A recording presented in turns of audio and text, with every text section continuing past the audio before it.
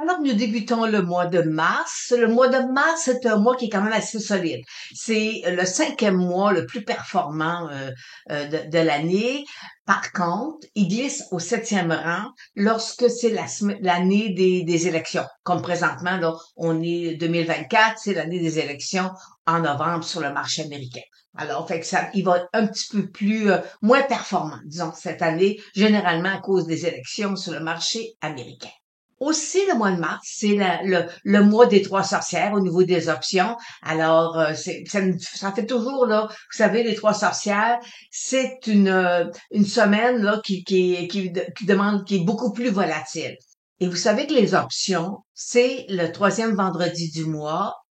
Alors, cette année, on a eu le 1er mars, un vendredi. Alors, ça veut dire qu'il nous reste une semaine avant de tomber dans la semaine des options. Alors, fait que ça devrait être quand même, là, ça demande toujours un peu de volatilité sur le marché. Et un peu plus tard, et un peu plus loin dans la vidéo, ben, je vous glisse un peu, là, qu'est-ce que je pense, là, où je vois un peu de faiblesse, là, en mars sur le marché boursier. Alors sur ça, ben, on va aller voir qu'est-ce qui nous a interpellé cette semaine. Alors, qu'est-ce qui a retenu notre attention cette semaine? On va débuter avec le Bitcoin. Vous savez, on a eu quand même une très belle semaine là, de beaux presque 64 000 que le Bitcoin a touché. Et vous savez, son sommet est autour de disons 70 000. Alors, c'est ça qu'on va surveiller présentement. Mais vous savez, regardez, là, on avait eu des belles zones d'accumulation, une autre belle zone d'accumulation. Et par la suite, le Bitcoin s'est envolé. Alors, avec une moyenne mobile de 100 jours qui est toujours haussière. L'autre point fort de la semaine, c'est l'or qui, le 29 et le 1er mars, a vraiment, là, il est sorti hors de son couloir baissier. Et vous savez que tous les jours, j'analyse l'or et le pétrole dans mon suivi quotidien. Et là, je vous montrais qu'il y avait, regardez, là, on a vraiment, là, un très, très beau couloir baissier. Et qui dit couloir baissier, le marché, généralement, il rebondit. C'est ce qu'il a fait. Mais, j'ai mis cette semaine pour les clients d'Analystech et pour les gens aussi qui sont sur notre site analystech.com à titre gratuit. Regardez ce que je vous ai ajouté. La technique Ishimoku. Regardez ici, là. Ça, c'est un point fort de la technique Ishimoku. Vous savez, la technique Ishimoku, c'est les nuages et les lignes, tout ça, c'est des moyennes. Moi, j'appelle ça des moyennes mobiles, c'est des moyennes. Alors, la technique Ishimoku, elle a la force des moyennes et en même temps, elle a la faiblesse des moyennes. Mais, quand on a ici un switch là où vraiment là on a un point d'entrée qui se fait. Alors moi j'ai mis cette semaine aux clients, je dis regardez, surveillez ça s'il y a l'envolée va se faire et effectivement. Alors présentement j'ai quand même une cible là quand même à la hausse suite au couloir baissier. On a on a un sommet aussi sur l'or qui on espère qui sera touché. J'ai mis une cible sur Analystech, le rebond, là, suite à la sortie hors de son couloir baissier. Alors, fait qu'on va, l'objectif serait supérieur à son sommet. Alors, fait que c'est intéressant, le marché, mais on me dit, sur mon Facebook, on me dit oui, mais on espère que les titres du secteur vont exploser ou vont partir à la hausse ou tout le monde. Mais je mentionnais, vous savez, dans les titres, dans les secteurs comme l'art, c'est cyclique. Et à l'intérieur du cycle, il y a des cycles qu'on doit appliquer. Alors c'est ce que je vais faire avec les clients là et sur mon Analystech. On va aller décortiquer les titres qui ont un fort potentiel parce qu'il faut pas oublier, on est dans des sommets. Alors faire l'acquisition d'une compagnie quand l'or est à plus de 2000 $ l'once, c'est pas pareil que quand l'or était à 800 dollars l'once, ok? Alors, fait qu'il y a quand même, fait qu'il y a un secteur, il y a une partie des titres boursiers qui sont favorisés présentement par l'or qui est à plus de 2000 dollars l'once. Alors, c'est ce qu'on fait cette semaine, on surveille l'or. Alors, un autre point fort cette semaine, c'est le Japon qui vient nous donner un nouveau sommet, un haut de plus de 34 ans. Écoutez, c'est phénoménal, là. Et on a l'indice, on a le iShare ou le EWJ pour les gens qui veulent investir encore au Japon. Écoutez, là, on a ici, là, on avait une belle résistance ici qui a été percée. Alors, fait que là, il faut aller vérifier, voir jusqu'où la montée probable là, du Japon. Nous avons aussi le Nasdaq qui nous offre un nouveau sommet qui dépasse celui de 2021. Alors, on le voit ici. Alors, et là, on est dans un nouveau sommet. Fait qu'on voit que le secteur, quand même, de la technologie a quand même bien fait. Et la plus grande déception, c'est le titre de Lion élevé sur le marché US. Vous savez, je l'analyse en US parce que j'ai plus d'historique à vous présenter. Et on voit, je vais vous agrandir, je vais vous montrer. Regardez, on avait une belle bande de Bollinger et c'est sorti par le bas. Alors, fait que pour l'instant, voyez-vous, là, il est terminé à 1,45 $. Est-ce que c'est un titre qu'on va voir dans un penny stock, éventuellement dire sous les 1 $. Alors, ça sera à suivre, mais présentement, je peux vous dire que Lion, il est loin de rugir pour l'instant. Alors, fait qu'on attend. Malheureusement, c'est une déception pour plusieurs investisseurs. Alors, terminons avec un sommaire du marché US, les spiders, alors les XLC, XLY. Alors, on voit que la consommation discrétionnaire ainsi que la technologie ont très bien fait. Le secteur de la santé moindre, consommation de base et les utilities, forcément, là, c'est un peu plus difficile. Mais quand on voit quand même là, que dans l'ensemble, on a eu une très belle semaine.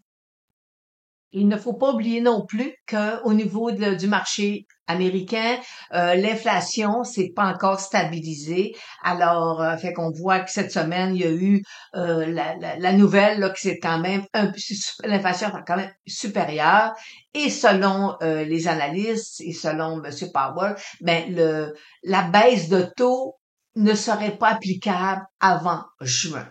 Mais le marché quand même très optimiste par rapport là à l'économie dans son ensemble. Alors, qui dit économie, dit taux d'intérêt. Alors, les obligations 10 ans, vous savez, c'est le baromètre là, pour savoir comment va le marché au niveau obligataire. Alors, on s'attend, voyez-vous, le marché quand même optimiste à avoir une baisse de taux. On est au-dessus de sa moyenne mobile de 200 jours. Alors, pour l'instant, on attend de voir est-ce que les taux 10 ans vont fléchir sous les 4%. Alors, ça sera possiblement là, une bonne indication pour le futur. Alors, terminons avec comment le marché réagit. Vous savez, ça, c'est l'indice de la peur. Alors, présentement, voyez-vous, on est quand même à 77. Alors, le marché est présentement très confiant. Est-ce que le titre d'Amazon a donné de la force au Dow Jones cette semaine? Possiblement que non, parce que le titre d'Amazon, dans les 30 titres, il se situe autour du 17e. Alors, il n'y a pas une pondération pour être capable de faire virer le Dow Jones positivement ou négativement. Il serait pensable de faire un suivi de la semaine sans vous parler des 7 magnifiques. Alors, on va débuter avec le titre d'Alphabet. Alors, voyez-vous, il est au-dessus de sa moyenne mobile 200 jours. Les moyennes mobiles 834 sont à la baisse. Alors, pour l'instant, on le laisse fléchir. Puis, on voit aussi qu'il y a quand même là son stochastique est quand même en mode là, de repli. Et on voit qu'avec la technique Ishimoku, j'ai quand même un très beau support à 130 $.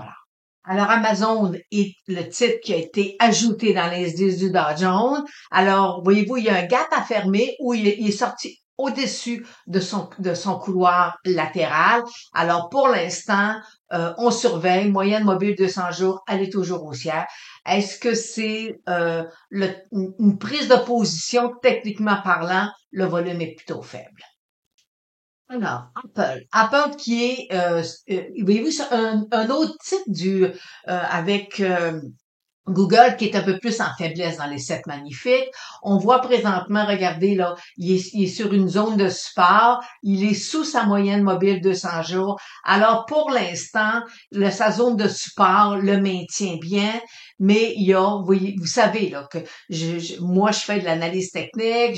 J'ai un site on offre des formations et présentement moi, j'ai des filtres que j'applique, là. Et présentement, je vais vous dire que j'ai 2 fils qui sont là et on sait pourquoi, en voyant le graphique, pourquoi que le titre de Apple se maintient toujours présentement sur sa zone de support. Alors, puis vous savez que j'ai 350 vidéos sur ma chaîne YouTube. Alors, si vous voulez aller de temps en temps, je donne des trucs là sur l'analyse technique et comme ci comme ça. Là, je vous parle de qu'est-ce qui est fort, qu'est-ce qui est fait. Puis alors, si vous voulez vous amuser, c'est gratuit. Vous allez sur notre chaîne YouTube. Ou si vous voulez avoir quelque chose de vraiment pertinent, de pointu, avec un site où on vous suit là au quotidien là. Alors, on vous offre une très belle formation sur l'analyse technique.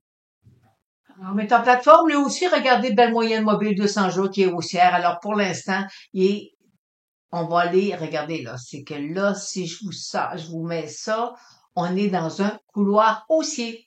Qui dit couloir haussier dit repli fort probablement. On ne sait pas encore quand.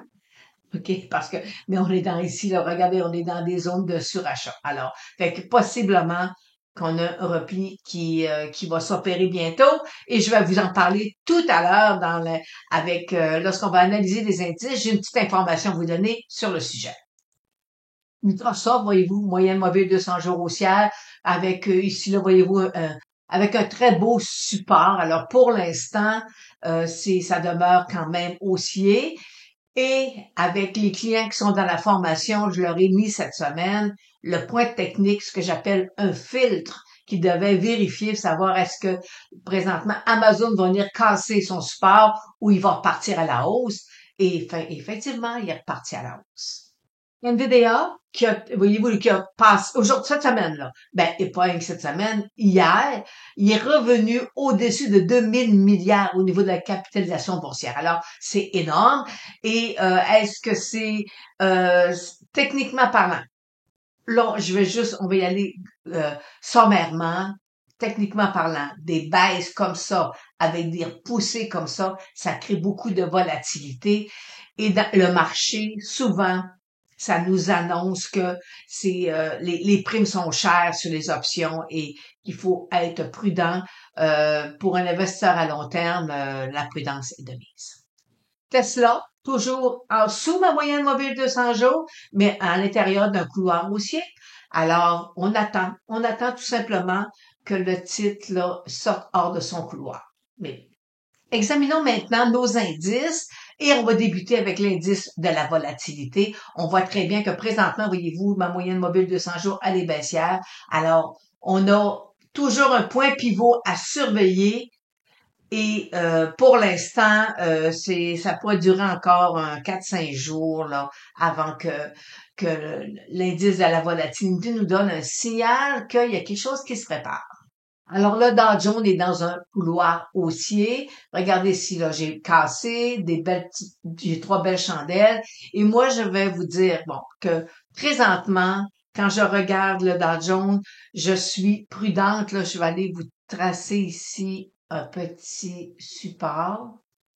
Et regardez là, ce petit support-là, il est à surveiller de près parce que on pourrait avoir un repli sur le marché américain disons vers dépasser mercredi, là, on aurait des grosses chances là, que le marché américain, à partir de mercredi, ou en tout cas, on est dans un point pivot pour- le marché a besoin d'un repli et cette semaine, tous les indicateurs sont présentement prêts à nous l'offrir.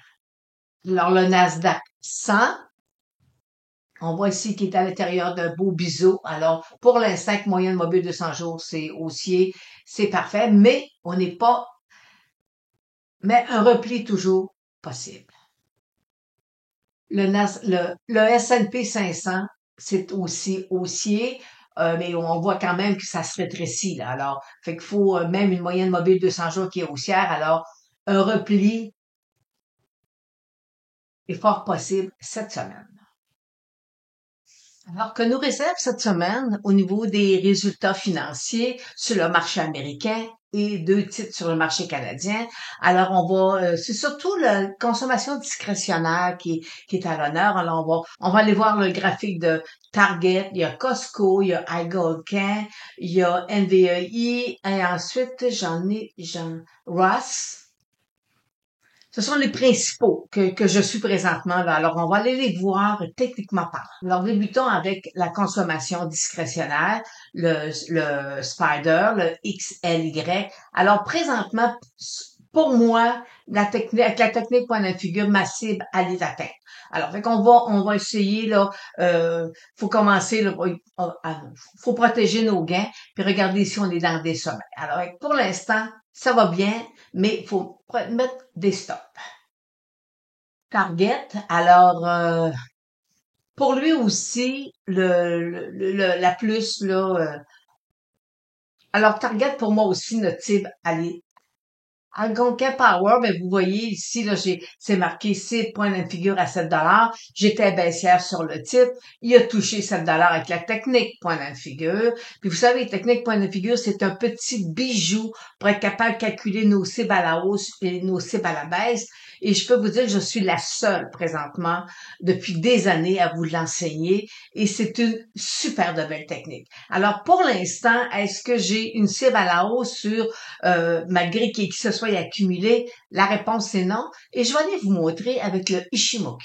Alors, on voit qu'avec la technique Ishimoku, on voit avec le graphique que présentement, le titre n'est pas prêt. Il est pas prêt à partir à la hausse. Il pourrait avoir quelque chose d'intéressant qui pourrait se présenter, mais pour l'instant, aujourd'hui, techniquement parlant, c'est pas le cas. Costco, super de beau titre qui s'est envolé à l'automne dernier, en octobre, et qui poursuit sa montée, mais comme on dit souvent, la cime des arbres ne peut pas atteindre le ciel. Alors, pour ce faire, on va aller voir ces trois indicateurs.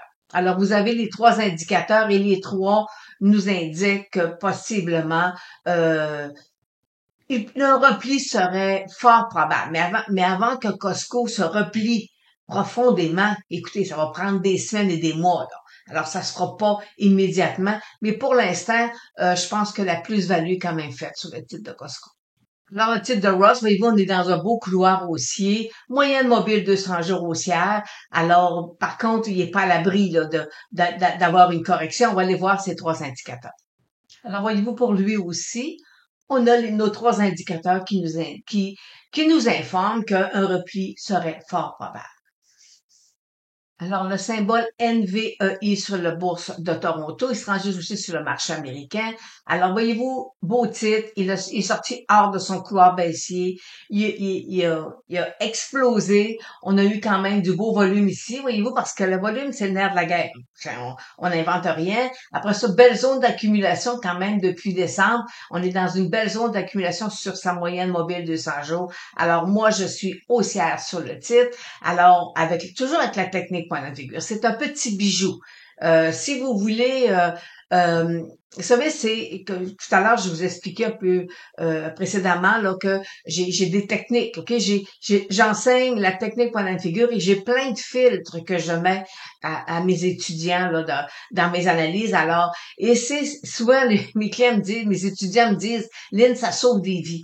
Alors, fait que des fois on dit, oh, le graphique il est beau, mais on n'a pas ce qu'il faut pour que le titre poursuive à la hausse parce qu'il y a trop il y a trop de filtres qui vont l'empêcher de poursuivre. Alors, fait que c'est ça qu'on enseigne. Il y a pas de secret là. Vous devez voir des graphiques puis bien comprendre ce que vous voyez puis éviter les pièges là de de de de titres trop volatiles qui vont vous emmener dans des zones d'inconfort là. Les émotions vont exploser parce que vous êtes en train de prendre une position puis le titre vire de bord puis il fait pas exactement ce que vous pensiez parce que l'analyse est trop à court terme. Alors c'est pas ça qu'on veut. On veut avoir des titres qui ont quand même une belle croissance. Ici, je termine avec la technique Ishimoku.